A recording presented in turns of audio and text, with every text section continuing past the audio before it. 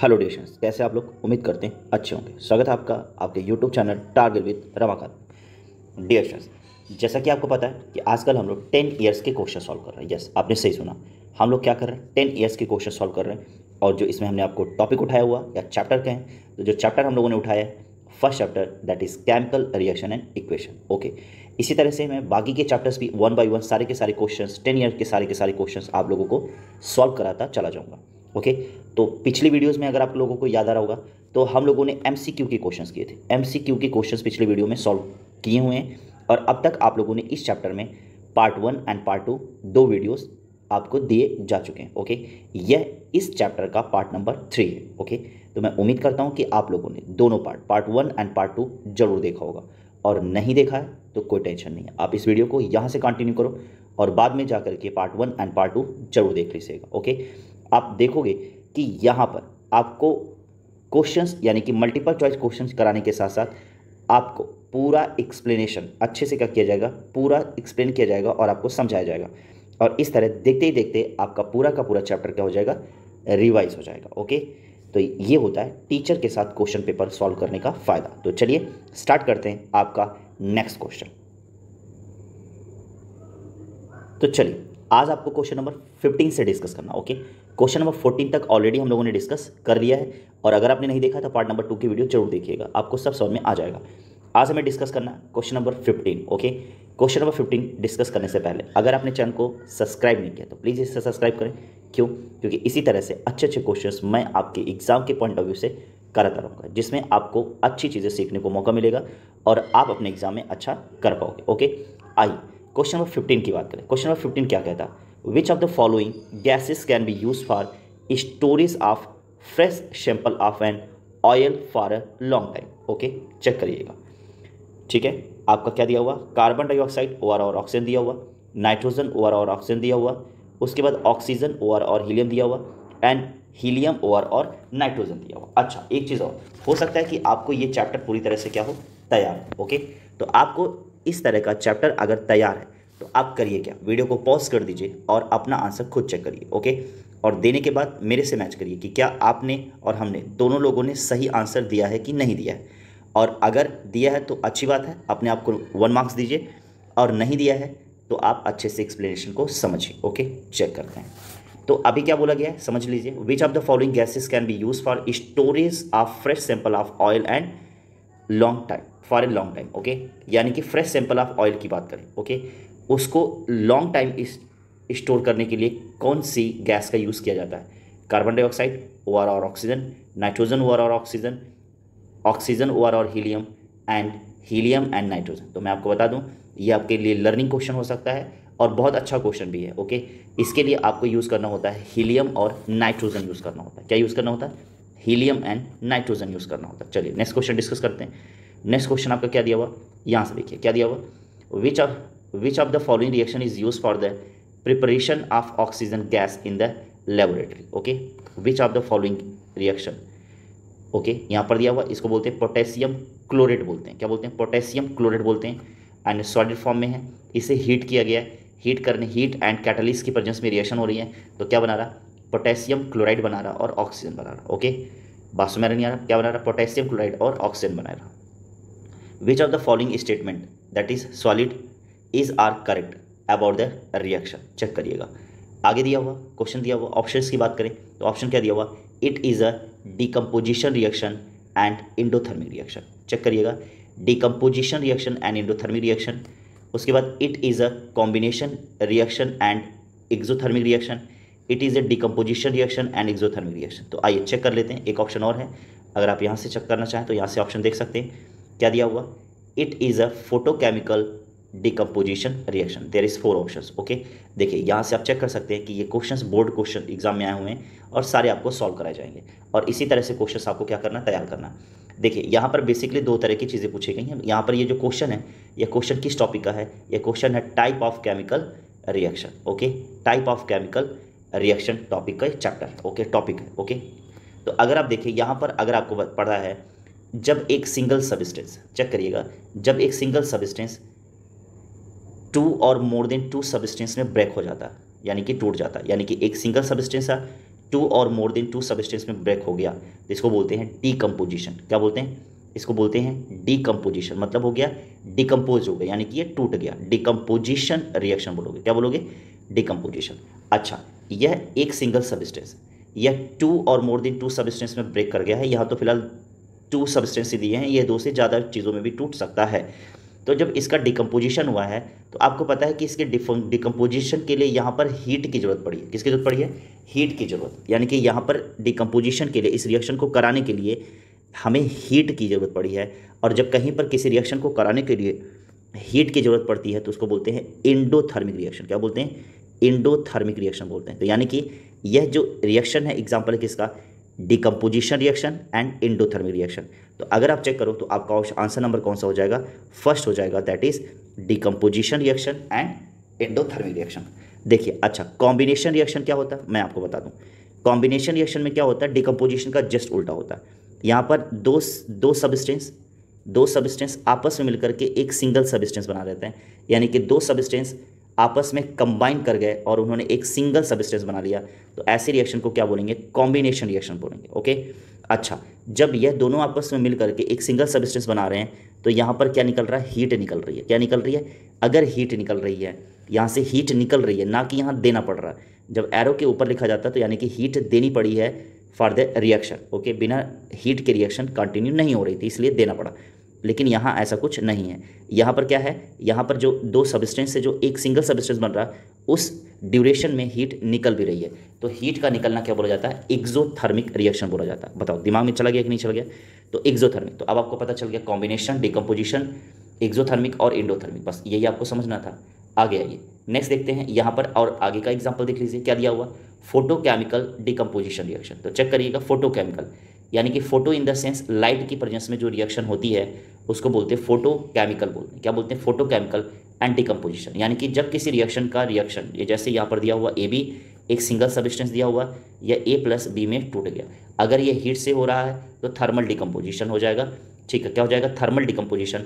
लेकिन यह लाइट की वजह से अगर हो, किसकी वजह से? लाइट की वजह से, तो इसको बोलेंगे फोटोकेमिकल डिकम्पोजिशन रिएक्शन। बोलो दिमाग में चला गया कि नहीं चला गया? चला गया होगा, मुझे पता है, पढ़ने वाले बच्चे हैं आप लोग। आगे आइए, अगला क्वेश्चन क्या दिया हुआ? व्हेन, देखिए समझाने से क्या हो रहा है कि वीडियो लंबी हो जाती है, लेकिन याद रखिएगा पूरा का पूरा चैप्टर आप क्या कर ले रहे हो? रिवाइज कर ले रहे हो। ओके, तो ये फायदा कहीं ना कहीं आपको मिल रहा है। आइए, question number 17, when a piece of iron is dropped in CuSO4। Check करिएगा, when a piece of iron is dropped into CuSO4 solution, iron displace copper and form ferrous sulphate. This reaction is called dash. देखिए कितने आसान से, आप लोगों के sir ने कितने अच्छे से पढ़ाया होगा, कितनी अच्छी रिएक्शन है। जैसे देखिए Fe लिया गया है, Fe जब लिया गया है तो उसमें CuSO4 के सोल्यूशन में उसकी रिएक्शन कराई गई है। तो कह रहा है क्या बना रहा है? FeSO4 बन जा रहा है और Cu बन जा रहा है। ओके, कहने का मतलब है कि Fe आ रहा है और Cu को उसकी जगह पे हटा करके खुद ही उसकी जगह पे क्या बना रहा है? कॉपर सल्फेट बना, फेरस सल्फेट बना रहा है। कॉपर क्या हो गया बेचारा? अलग हो गया। ओके, तो कहा जा रहा है कि ऐसी रिएक्शन को क्या बोला जाता है? ठीक है, वीडियो पॉज करके अपना आंसर दो। सब्स्टिट्यूशन रिएक्शन बोला जाता है, एडिशन रिएक्शन बोला जाता है, डिसोसिएशन रिएक्शन बोला जाता है, या डिकम्पोजिशन रिएक्शन बोला जा रहा है। तो ऐसी चीज़ों में जब कोई एलिमेंट किसी दूसरी एलिमेंट की जगह ले लेता है तो ऐसी रिएक्शन को क्या बोलते हैं? ऐसी रिएक्शन को सब्स्टिट्यूशन रिएक्शन बोलते हैं, जिसे हिंदी में विस्थापन अभिक्रिया कहते हैं। विस्थापन अभिक्रिया कहते हैं, याद रखिएगा, विस्थापन अभिक्रिया। ओके, तो यानी कि ये एग्जाम्पल हो जाएगा किसका? सब्स्टिट्यूशन रिएक्शन का। ओके, आई थिंक आप लोगों को समझ में आ गया। और देखिए यहाँ पर क्वेश्चन 14, 15 दोनों में पूछा गया, यानी कि क्वेश्चन रिपीट भी होते हैं, याद रखिएगा। अब आइए, ये तो बिल्कुल बहुत ही आसान सा क्वेश्चन है। The chemical formula of lead nitrate is. ठीक है, लेड नाइट्रेट का केमिकल फार्मूला क्या होगा? तो अब आपको पता है कि जो लेड है, ठीक है, लेड के ऊपर कितने का चार्ज होता है? तो आपको मैं बता दूं, Pb के ऊपर कितने का चार्ज होता है? +2 का।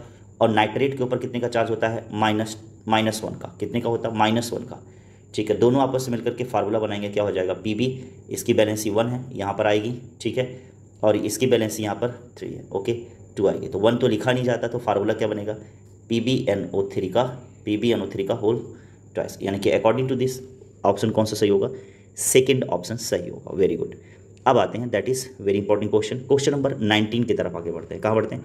क्वेश्चन नंबर 19 की तरफ आगे बढ़ते हैं, that is very important question है। आगे देखिए क्या दिया हुआ? False statement about antioxidant is. Okay, false statement about antioxidant is. तो ध्यान से देखिएगा एंटीऑक्सीडेंट क्या होते हैं, सबसे पहले आपको ये बता दें। एंटीऑक्सीडेंट, ध्यान से सुनिएगा, एंटीऑक्सीडेंट मतलब क्या हो गया, जो ऑक्सीडेशन को प्रिवेंट करते हैं, यानी कि ऑक्सीडेशन को क्या करते हैं, प्रिवेंट करते हैं। अच्छा, प्रिवेंट मतलब क्या होता है, रोक देना। प्रिवेंट करना मतलब क्या होता है, रोक देना। एंटीऑक्सीडेशन इन द सेंस ऐसे सबस्टेंस या ऐसे एलिमेंट या ऐसे कंपाउंड, चेक करिएगा, कुछ भी जो ऑक्सीडेशन की प्रोसेस को होने से रोकते हैं, ठीक है, ऐसे सब्सटेंस को क्या बोला जाता है, एंटीऑक्सीडेंट बोला जाता है। क्या बोला जाता है, एंटीऑक्सीडेंट। अच्छा, जब ऑक्सीडेशन नहीं होता तो चीज़ें जल्दी ख़राब नहीं होती हैं। ओके, जैसे हमारा खाने का फूड मटेरियल है, कौन सा मटेरियल है, फूड मटेरियल है। याद रखिएगा, फूड मटेरियल जो हमारा खाना ख़राब होता है वह ड्यू टू ऑक्सीडेशन होता है। कैसे होता है, ऑक्सीडेशन की वजह से, मतलब ऑक्सीजन की वजह से ऑक्सीडेशन हो गया, और ऑक्सीडेशन की वजह से चीज़ें क्या हो जाती हैं, ख़राब हो जाती हैं। यानी कि अगर हम एंटीऑक्सीडेंट का यूज़ करें तो खाना हमारा जल्दी ख़राब नहीं होगा। बोलो ये चीज़ दिमाग में गया कि नहीं गया। ठीक है, अब आइए यहाँ पर मुद्दे की बात कर लेते हैं, और मुद्दा क्या है उसको समझते हैं। यहाँ पर आपसे पूछा क्या जा रहा है, यहाँ पर पूछा गया false statement about antioxidant is. अब देखिए मैंने आपको बहुत सारी कहानी बता दी है, ठीक है, तो अब आपको समझ में आ जाएगा क्या है। दे आर, यहाँ से देखिएगा, दे आर रिड्यूसिंग एजेंट। भैया जब they are reducing agent, they are reduced BHT and BHA are antioxidant. Okay, are antioxidant. उसके बाद they protect fats and oils from the oxidation. कौन, ये दोनों, BHT एंड BHA। तो याद रखिएगा सबसे पहले, अब ऑप्शन पे जाने से पहले चलिए पहले आपको सही ऑप्शन बता देता हूँ। तो याद रखिएगा इसमें फॉल्स स्टेटमेंट पूछा गया है, तो फॉल्स स्टेटमेंट क्या हो जाएगा, दे आर रिड्यूसिंग एजेंट, ये बात सही है, ठीक है। BHT and BHA are antioxidant, ये भी सही है। एंड बोथ, यानी कि both BHT and BHA protect fats and oils from the oxidation, ये भी स्टेटमेंट सही है। तो यानी कि गलत कौन सा है, याद रखिएगा बी वाला ऑप्शन क्या है, गलत है, और यही आपका क्या हो जाएगा, यही पूछा गया है कि फॉल्स कौन सा है, तो यही आपका क्या हो जाएगा, सही हो जाएगा। अब आइए आपको एक एक चीज़ समझाते हैं। देखिए BHT की बात करें, BHT, तो सबसे पहले एग्जाम में कभी कभी तो BHT क्या है, तो याद रखिएगा BHT क्या है, BHA क्या है, तो आप सीधे बता देंगे कि यह दोनों जो हैं यह एंटीऑक्सीडेंट है। क्या है, एंटीऑक्सीडेंट है। अच्छा, इसका यूज़ किस में किया जाता है, तो याद रखिएगा, तो इसका यूज़ ऑक्सीडेशन को प्रिवेंट करने के लिए, ऑक्सीडेशन को रोकने के लिए किया जाता है। याद रखिएगा किसके लिए किया जाता है, ऑक्सीडेशन को रोकने के लिए किया जाता है। और कभी कभी एग्जाम में इसका फुल फॉर्म पूछ लिया जाता है, BHT क्या है, तो आप BHT का फुल फॉर्म क्या बताओगे, तो आप बताओगे BHT का फुल फॉर्म ब्यूटीलेटेड, क्या बताओगे, ब्यूटीलेटेड हाइड्रोक्सी, ब्यूटीलेटेड हाइड्रोक्सी एनीसॉल, क्या बताओगे, एनीसॉल बताओगे। चेक करो, BHT का फुल फॉर्म क्या है, ब्यूटीलेटेड हाइड्रोक्सी एनीसॉल। अच्छा, अब मेरे को BHA का फुल फॉर्म बताओ, BHA का फुल फॉर्म क्या हो जाएगा, तो ये हो जाएगा ब्यूटीलेटेड हाइड्रोक्सी। देखिए बाकी सारी चीज़ सेम रहेंगी, यहाँ BHA दोनों जगह दिया हुआ, यहाँ पर क्या दिया हुआ, यहाँ पर A दिया हुआ है तो एनीसॉल हो जाएगा, और यहाँ पर T दिया हुआ है तो क्या हो जाएगा, टॉलुइन हो जाएगा। क्या हो जाएगा, टॉलुइन हो जाएगा। याद रखेंगे, तो अब आपको समझ आ गया BHT क्या है, BHA क्या है, ब्यूटीलेटेड हाइड्रोक्सी एनीसॉल। BHT क्या है, ब्यूटीलेटेड हाइड्रोक्सी टॉलुइन। अब आपको याद हो गया, एंड दोनों। अच्छा, क्वेश्चन एक बहुत प्यारा क्वेश्चन पूछा गया है, मैं आपको बता दूं, आपके वेरी शॉर्ट में पूछा गया, 1 या 2 नंबर का क्वेश्चन होता है। याद रखिएगा क्या, नेम 2 एंटीऑक्सीडेंट। याद रखिएगा ये क्वेश्चन कहीं लिख लीजिएगा, नेम 2 एंटीऑक्सीडेंट, 2 एंटीऑक्सीडेंट का नाम बताओ। तो फट से बताइएगा BHT एंड BHA। अच्छा, कोशिश करिएगा कि इसका फुल फॉर्म भी क्या कर दीजिए, ब्रैकेट में लिख दीजिए। तो यानी कि ये क्वेश्चन आप लोगों का वेरी शॉर्ट हमने तैयार करा दिया, नेम 2 एंटीऑक्सीडेंट। ओके, किसी 2 एंटीऑक्सीडेंट का नाम बताओ। ओके, तो अब आपको समझ में आ गया कि नहीं आ गया, बिल्कुल समझ में आ गया होगा। अब आते हैं नेक्स्ट क्वेश्चन की तरफ, आगे बढ़ते हैं। क्या दिया हुआ, तो नेक्स्ट क्वेश्चन आपका दिया हुआ है, यहाँ से चेक कर सकते हैं। नेक्स्ट क्वेश्चन दिया हुआ आसान सा क्वेश्चन है, आप आसानी से कर पाओगे। तो नेक्स्ट क्वेश्चन आपका यहाँ से चेक करिए, विच of the following experiments is not for double displacement and precipitation reaction. Okay, अच्छा क्वेश्चन है।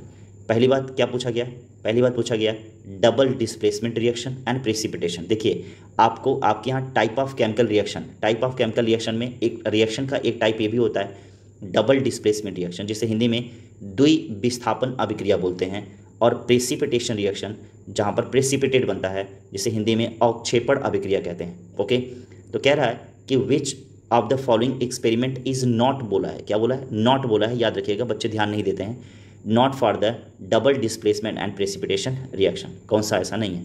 तो पहला देखिए mixing of aqueous solution of BaCl2 and dilute H2SO4, कह रहा है कि BaCl2 और डाइल्यूट H2SO4 को आपस में मिक्स किया जाता है तो क्या बनेगा, BaSO4 बनेगा प्लस क्या बनेगा 2 मॉलिक्यूल ऑफ HCl बनेगा। ओके, 2 मॉलिक्यूल ऑफ क्या बनेगा, HCl बनेगा।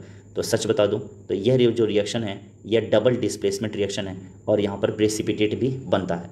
ठीक है, Ba+2 और Cl माइनस और यहाँ से टूट जाएगा। तो देखिए यहाँ पर जहाँ पर आयंस का एक्सचेंज होता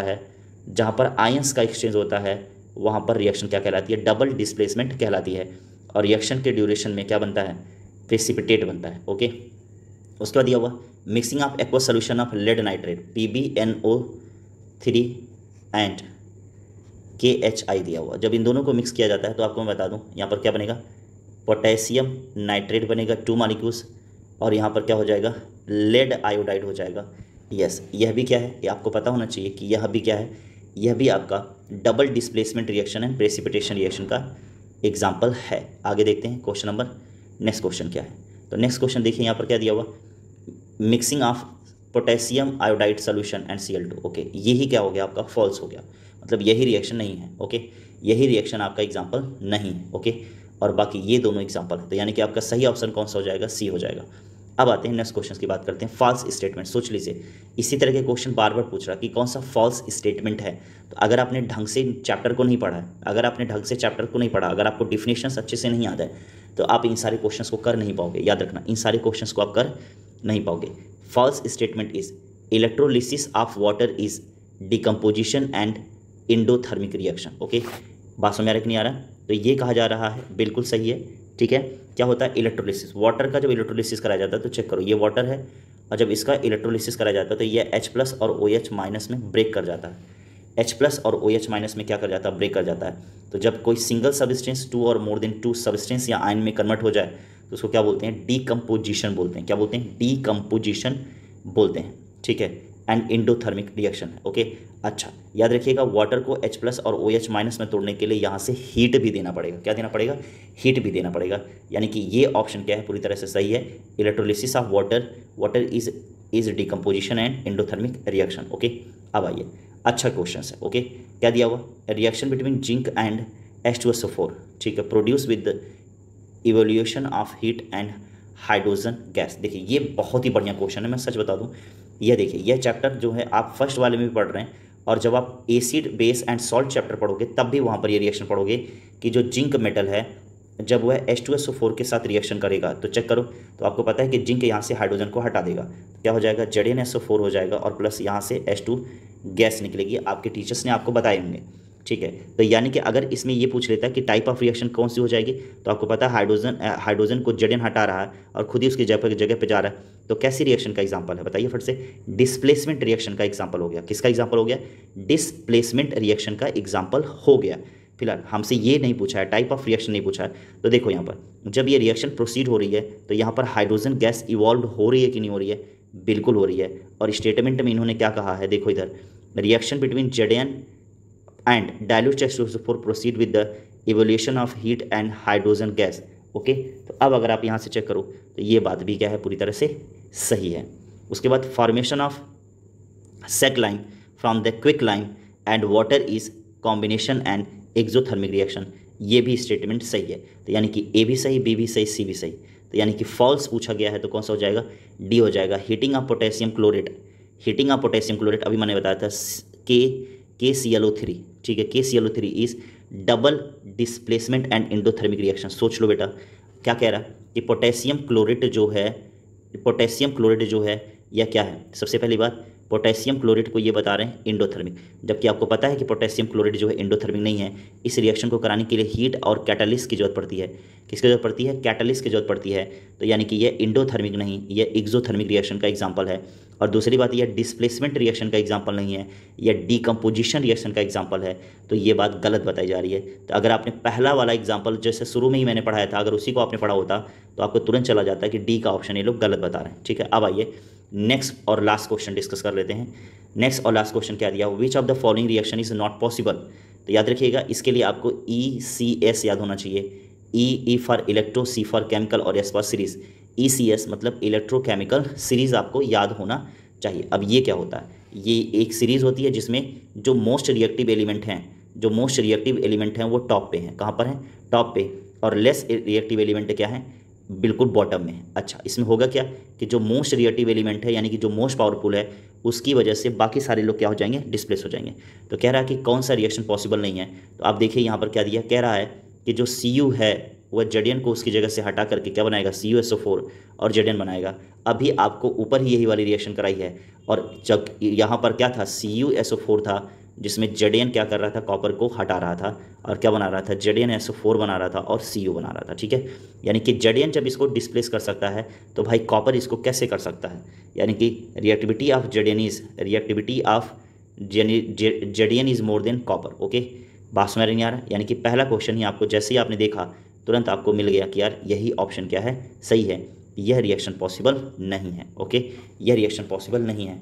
और इस तरह से देखिए हमने आप लोगों की पूरे के पूरे MCQ के क्वेश्चंस क्या करा दिए, सॉल्व करा दिए, और ना सिर्फ सॉल्व कराए बल्कि अच्छे से एक्सप्लेन भी कर दिया।